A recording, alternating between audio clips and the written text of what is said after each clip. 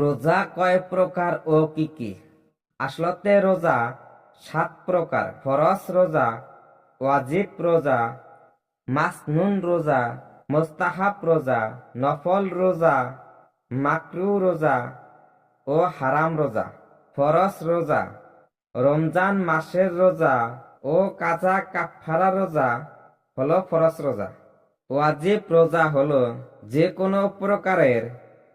কোনো প্রকারের মানতি রোজা ও নফল রোজা রাখার পর যদি কেউ তা ভঙ্গ করে ফেলে তবে সেই রোজার কাজা আদায় করা ওয়াজিব।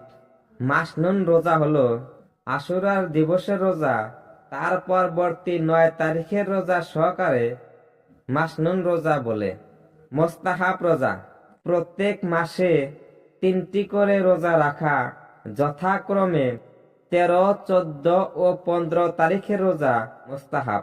প্রতি সোমবার ও বৃহস্পতিবার রোজা রাখা, শাওয়াল মাসের 6 রোজা রাখা এবং এমন যে কোনো রোজা যা পালনে হাদিসে উৎসাহ প্রদান করা হয়েছে এবং সওয়াবের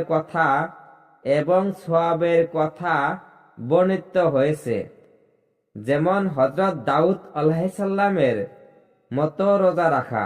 উল্লেখ্য যে তিনি একদিন রোজা রাখতেন আর একদিন রোজা রাখতেন না। নফল রোজা উপরোক্ত রোজাগুলো ব্যতীত এমন যে কোনো রোজা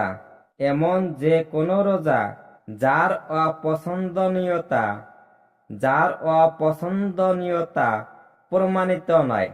মাকরুহ রোজা হলো প্রত্যেক শুক্রবার দিন নির্দিষ্ট করে রোজা রাখা ও সমস্ত বছরব্যাপী রোজা রাখা মাকরুহে তানজিহি।